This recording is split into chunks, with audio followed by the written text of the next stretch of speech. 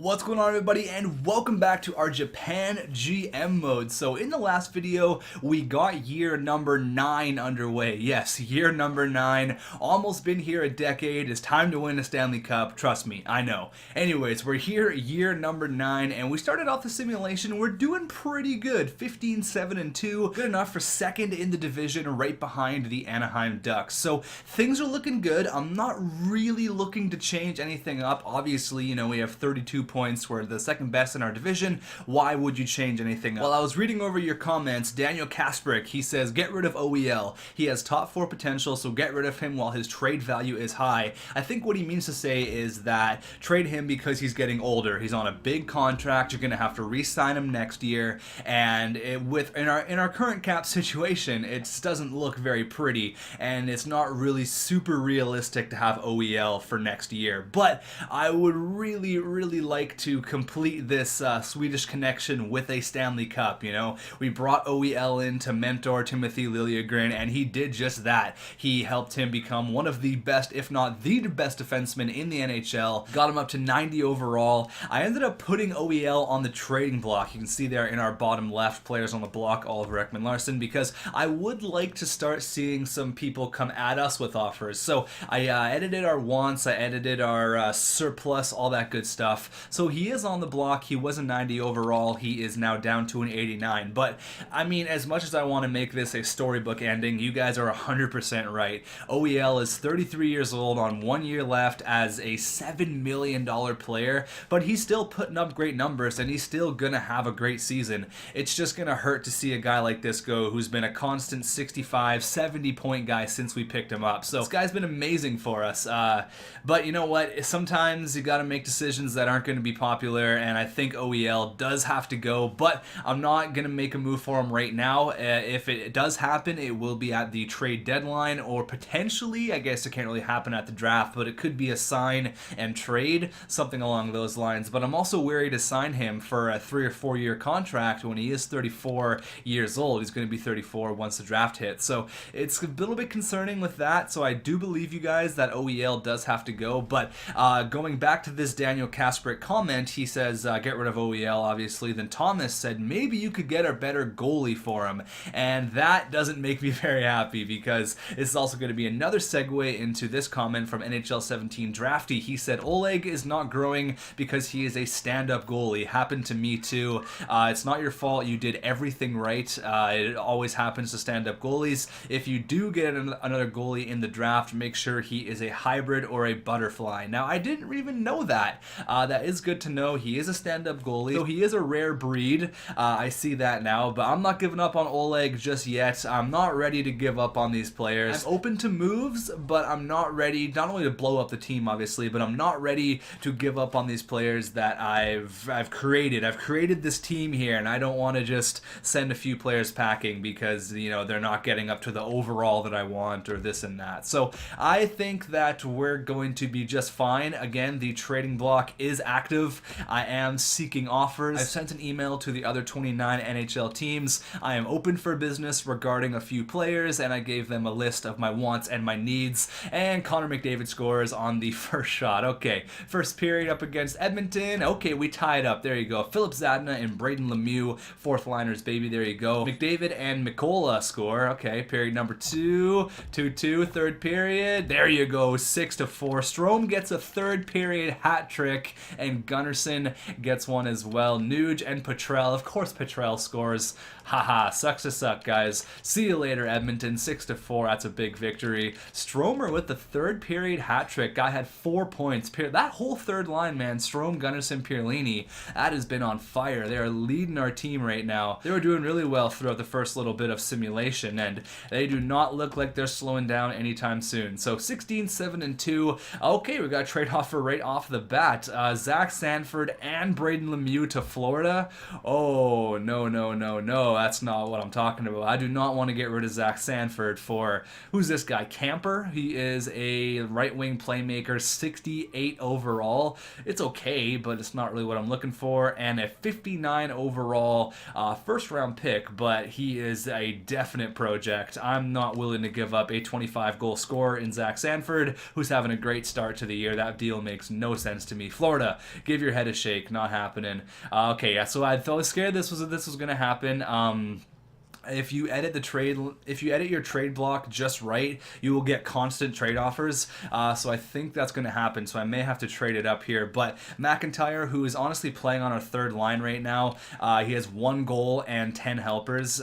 For a pure sniper, he hasn't really been what I've expected either. But I think both these guys are prospects, which I don't really want. Joel Lupul, distant cousin of Joffrey. We're going to say no to that. So I hope I don't get a trade like every single day, because that will be super annoying. Yeah, I'm definitely gonna get that. So I'm gonna go ahead and I have to change that up a little bit. Although the trade offers are cool, sometimes I think they will get a little bit annoying if it's every other day, but we've won a few games in a row. Never mind, we lost there against the Vancouver Canucks. I don't want prospects. I did not put my trading block for me to want prospects. PK Subban. Okay, well, you know what? Obviously, I can't get too excited about that. We all know PK is probably 105 years old by now.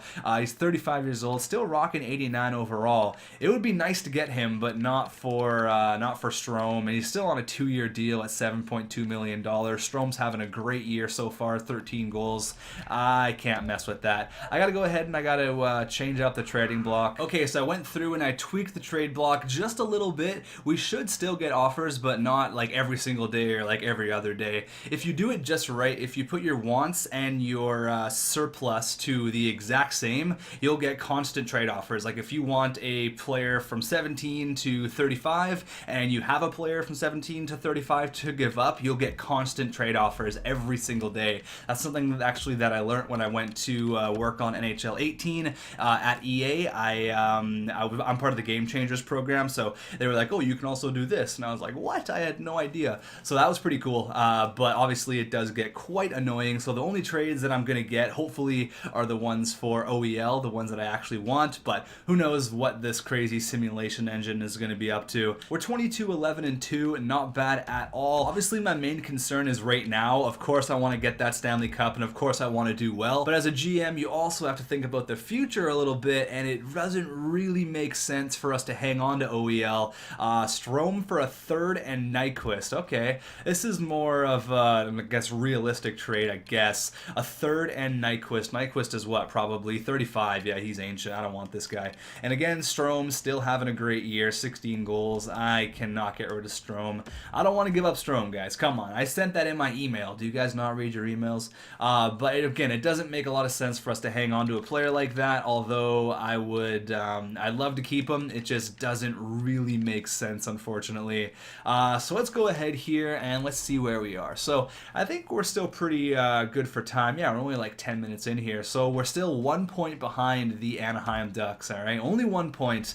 I may go all the way up to the trade deadline here, and then we really got to make a decision on what we're going to do regarding OEL. Now, Nathan MacKinnon is a point-a-game player. That is awesome. 39 points in 38 games. Sorry, he's over a point a game, which is exactly what I want. There you go, buddy. Patrick Laine, 32 points. So you can see here, Nathan MacKinnon is definitely benefiting from playing on the wing. I like that a lot. That's great. Patrick Laine right behind him with 32 points. Zach Sanford getting, there you go, buddy. 15 goals on the third line, 28 points. Gunnarson's got 26. Marko's up to an 89, got 26 points in 38 games. Nick Leddy's got 25. Pierlini's got 25. Strome's got 24. McIntyre only got 3 goals. For being a sniper, he's only got 3 goals. Kind of strange. OEL's got 23. Liljegren's got 21. Cizikas is a 10-10. And Esposito's not doing bad either. So I'm pretty happy with how everything's going right now. Have a look at the goaltenders. We got Oleg with a 18-9 record. I don't think this guy is the problem. I think he's playing just fine. As for goaltenders, we got Malcolm Subban. Tresambiev's number 3, so that's great. That's awesome. Have a look at rookie goalies, and then have a look at the rookie skaters. Walter Bose. We got Kane. Marko is 4th in rookie scoring. It's a pretty tight race there. The leader's got 29 points. Look at Rudolph, 58 points in 36 games. That's crazy. Kucherov's got 51. Stammer's got 50. Tarasenko's got 49. Tavares 47. So a lot of players are more than a point per game. That's great. That's awesome to see. I tweaked the sliders a little bit. It's another thing I learned when I went to EA. You can tweak the sliders a little bit. You can really increase the goals and the points scored in your franchise mode if you just tweak a little bit of, if you just tweak a bit of sliders and you mess around with a few buttons. You can see a ton of change. I've had seasons where Stamkos scores 70 goals. It's ridiculous. So if you just tweak them a little bit, if you go into your settings and you mess around with it a little bit, you can definitely find a way for not only to get more trades, but to also get a lot of more production out of your players, which is a problem with this franchise mode. There's a, I get McKinnon and he get 50 points and throughout 82 games. He's almost at 40 points right now. He's probably way past that, and he's only at 39 games played. So if you tweak the sliders a little bit, you will see a lot of success. But we're seeing success right now. We won 8-6 there. Again, with more goal scoring, you'll see stuff like that. Big games like 8-6. Logan Couture, I do not want Logan Couture, especially for Strome and a second. Couture's old. I don't want to mess with that. But what I am going to do here, after this month, and I'll go probably 2 or 3 days before the trade deadline, I'm going to obviously stop the simulation, and we're going to go through every NHL team, have a look at some defensemen. Colin Smith for, I give up a second for Braden Lemieux. We'll see here. But I want to go through every team, and I want to see what defensemen they have that potentially we could trade for. You know what? I don't want to take on any more cap. I don't think Smith is any better than Braden Lemieux. He's 35 years old. I don't want your old ass. Get out of here. Exit trading. No, thank you. But I'm going to have a look around to see which defenseman we could potentially trade for. Now my ideal trade for OEL would be to trade for someone who's got a lot of potential, and he's obviously a decent 80 overall, 80-ish. I'm not giving up Patrick Laine for Thomas Tatar. Get out of here. It would be a decent overall, like I'm hoping 86 to 87, but with a lot of potential, like a high top 4 or something like that. Pavel Zacha and a third for Marty McIntyre. Now this would not be that bad of a trade. McIntyre is playing on the third line right now. He's got 6 goals, 23 helpers. No, he's actually having a pretty good year. I think he's almost matched his point total. Yeah, he's almost matched his point total from last year for 31 points. Pavel Zacha, he's making $2.23 million, 84 overall. See, I wouldn't mind him. Pavel Zacha is a really good third liner, but I'd also get a third in there. So you know what? This is a trade that we can talk about in the comments for next time. Remember that, Pavel Zacha for the third line. I have a line of Pavel Zacha, Esposito, and Zach Sanford. That's grindy. That is so grindy. Let's go over here in the SHL. Sorry, not the Liga. Let's go to the SHL, and we'll go defenseman for 1 month. There you go. 20% of the season. Go over to Sweden. Go hang out there in the SHL. Up against the Rangers. Nope. Ooh, Gabe Vilardi. Okay, now this was a player that we tried to get. This was a guy that we wanted to go after. He was, what, 87 overall? Oh, wow, he's dropped. He was like 87 or 88 overall. He must be upset. He must not be happy with where he's currently at with Buffalo. Where is the all skaters? Vilardi. Yeah, he is pissed. Okay, well, he was like 87 or 88 overall. Okay, so we can remember that. Obviously, I don't want to give up Patrick Laine, but we could get him for probably pretty cheap now that I think about it. Let's have a look here. Aside from Patrick Laine, what could you really add? Again, OEL does come to mind. We could make something go through here, but do we really need another centerman? We have McKinnon, we have Esposito, we have Strome, we have a little guy you may have heard of, Jaden Marko, and plus they don't have any defensemen that I really want. So yeah, that's not gonna happen. It was cool for the simulation to offer me a player like that, but I can't mess with that. We can get Logan Couture for Esposito. No, Couture is old. I'm not about that. I set this for the defensive trades, and they're offering me players, and they're offering me big offensive trades. I wanted to work with the defense, not the offense. Pirlini and Vilardi, no. We know all about that. I'm not going to trade a guy like that. And of course, he probably scored a hat trick when he played against us there. Tatar, Bergman, no. I got to tweak this again. I thought I I just tweaked it to go towards defenseman.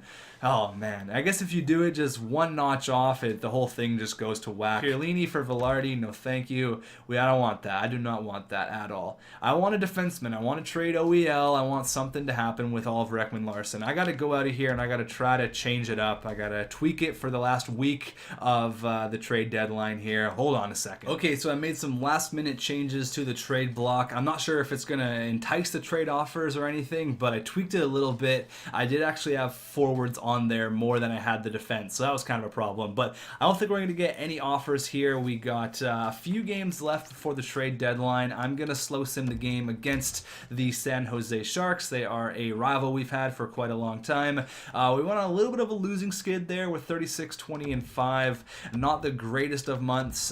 February hasn't been that kind to us, so let's go ahead here and see if we can end it off on a good note. First period, 0-0. Period number 2. Okay, 2-0. Strome and Marko. There you go, baby. Our 1-2 centerman. Period number 3. Okay, 5-1. Philip Zadina, Nathan McKinnon, and Esposito. There you go. We get another win. That is another W for Oleg in the cage. I like it. We got a week off almost before the trade deadline, so we're going to go ahead and stop the simulation here. I'm going to... Okay, see, this is the kind of stuff I wanted. I wanted some defensemen to be offered. What are you doing, trade block? Slater Cuckoo. Okay, what's he looking like? He's making a bit more money. 85 overall, two-way defenseman. He's a -11 this year. He's having a career year with 24 points, 13 goals. I really wouldn't mind a player like Slater Cuckoo for our bottom pairing defenseman. Anthony D'Angelo having a decent year, 22 points, 10 goals, 12 helpers. I don't know. That's a weird trade. I'm probably gonna hang off on that.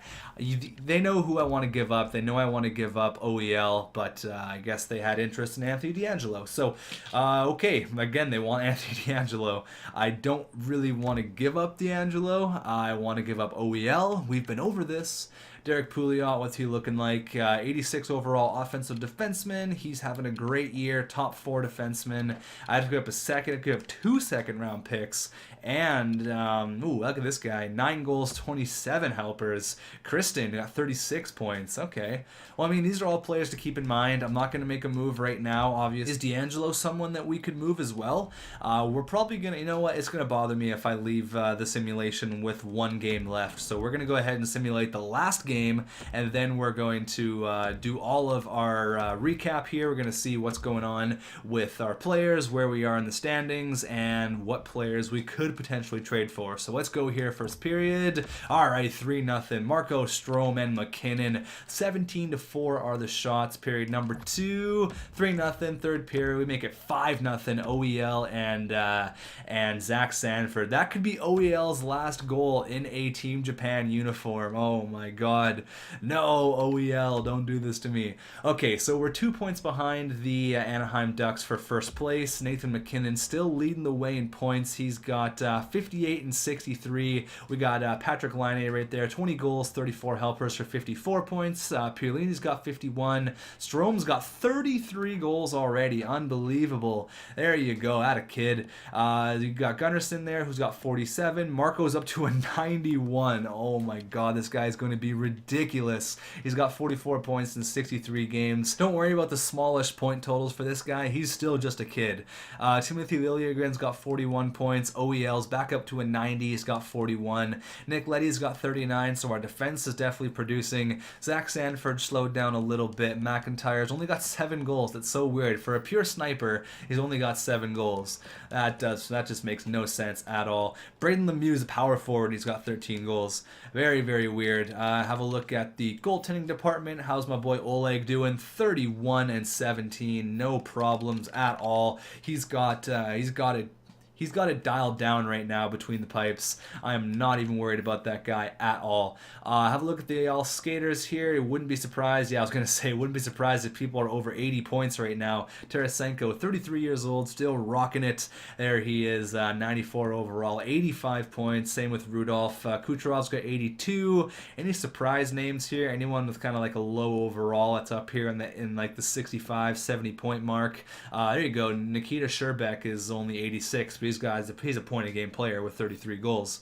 Rookie skaters, where does Marko stack up against every other rookie? He's got 1 point less than Devereaux, who is a defensive defenseman with 45 points. What is this game? This game is ridiculous. But Jaden Marko, baby, there he is, 14 goals, 30 helpers. You really got to find another elite sniper to play alongside Jaden Marko. I mean, Line is good, but I need someone who is like Ovi-like. Because look at this guy, 94 passing, his hand-eye is ridiculous. He is going to be the next best NHL playmaker. He's going to be insane. There he is, medium franchise, what a guy. We can take a few minutes now and we can have a look at the potential defensemen that we could trade for. Now, we may be taking a downgrade if we trade away OEL for someone who is, 87, 88 overall. But in the long run, it does make sense. Or do we straight up risk it, keep him for the playoff run, because he is going to be a big piece, keep him for the playoff run, and then we kind of just hope for the best, and that he either doesn't want a ton of money, which he is going to want a ton of money, or do we hope for the best and maybe he wins a cup here and then we let him go to free agency? Like, I don't really want that to happen. Hampus Lindholm is an option out there. I'm kind of just going to skim through each team. If there's a player that really catches my eye, we can have a look at them. The Bruins seem like they don't have anything going. Buffalo's got nothing that I want. Their defensive core is garbage. Carolina's got a few good guys, but they're a little bit too old for me. I want someone who's like 27, 28, or someone who's young, like a 23-year-old defenseman who has like a ton of potential. That's what I want to see. Or I want someone who's 28, like this guy. If he was like 88 overall, I'd think about trading for him. So there's stuff like that. There's just a few different variables that are kind of hindering this trade right now. Some about me just really doesn't want to get rid of OEL, and I really don't. I wish we could just sign him forever and have him retire as a Japanese player, but it's probably not going to happen because with our cap situation, he's on a 1-year deal. We got to sign some big names for next year. Who do we have to re-sign, actually, now that we can have a look at this, which may scare me, but we got to re-sign OEL. We have to re-sign... Got to re-sign Nick Leddy, or we could let Nick Leddy walk.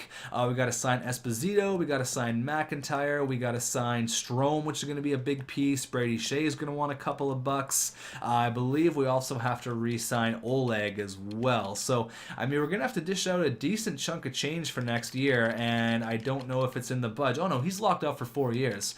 I don't know. I mean, we could keep him, but then again, he's just another year older. He's not getting any better.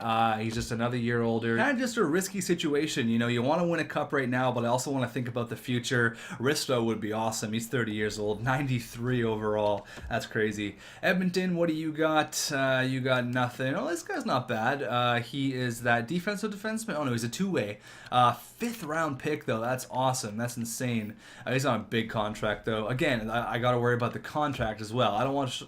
If I'm going to trade for a player, look at Aaron Ekblad. Oh my God, what's he making? He's making 7.5. That's an unbelievable contract. You know what? He's going to want huge money next year. He's going to want tons of money. He's on a 1 year. He's got 1 year left on his contract. But I don't want to trade for a player who's also making $6.5 to $7 million. I don't want that. That makes no sense. We're going backwards at that point. I want a player who's young, who's got either on an entry-level deal or someone like this Walker guy. Okay, he's going to want big bucks as well, but he is a player that I would love to get. Wade Walker. He is a two-way defenseman. He is Canadian, so we'd be breaking up the Swedish connection, but I don't know if they're a good team or not, so I don't think they want to give up a player like this. But that's the kind of guy that I'm looking for. It doesn't have to be 89 overall, because there's definitely room to grow, but I would like to have a higher-ish overall.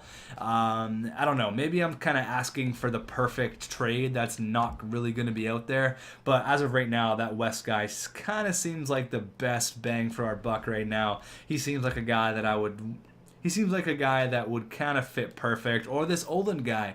Again, this is another guy that we've looked a lot at. Marcus Oland, who would just be so nice beside Timothy Liljegren. Plus, he's a Swede.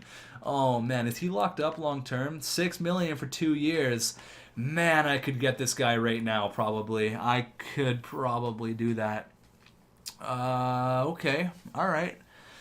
Okay, Okay, we'll keep that in mind. I really, really like that Oland guy a lot. Yeah, he's on my top priority list. And I don't think the Islanders are that great of a team. So look at Dougie Hamilton, though. He would be nice, only if we had a chance to get him. Oh, God. This guy as well, 87 overall. He was a 5th-round pick, two-way defenseman. He's got 49 points. That's awesome. This guy, though, 91 overall. Wow, first round, first overall. Only got 16 points, but that 91 overall, that's nice. Their defensive core is probably the nicest in the league. You're welcome for that. But also, thank you for Jaden Marko. Defenseman Eric Carlson. So, I mean, you guys kind of know what I'm looking for here. Let me just skim through the rest so I'm not boring your ear off for the next hour. But I really, really like that Oland guy. Plus, he's a Swede. We could get back the Swedish connection. Derek Pouliot's an option as well. We got the San Jose Sharks here. I don't really want to trade him to a divisional rival, so pretty much get rid of anyone in the Western Conference. That's why the Oland trade does make sense. And if I have to throw in a pick or I have to throw in a mid-level prospect or somebody, I would not be opposed to doing that. But again, it kind of depends on where the Islanders are. If the Islanders are a good team, I'm thinking about it now, and they probably are a good team because, oh man, Edler would be so nice too. All these guys would be so nice, even Nikita Tramkin. But I think the Islanders are a good team because obviously they have Hosang, they have John Tavares, they have Michael Dal-Cole, and all those guys are killing it right now. They're always in the top of the scoring race. Madison Bowie, again, is another player that we've talked about in the past, and that's it. So we've went through everybody. I guess you guys kind of know what I want here. The Islanders aren't actually having that great of a year. We could probably make this trade go through right now as is, but that's greasy. I'd have to add something for sure. I'd have to add a pick or a prospect or something like that. But Oland is on my hit list. He's on my number one. Plus, they want him. He was in green there. So thank you for watching. This one was a little bit longer than what I wanted to do, but you know what? I think we covered a lot of bases here, and I will see you in the next episode where we get the trade deadline done. We move on into the postseason and hopefully bring a Stanley Cup to this beautiful nation here in Japan. Thanks for watching, guys, and I'll see you guys in the next one.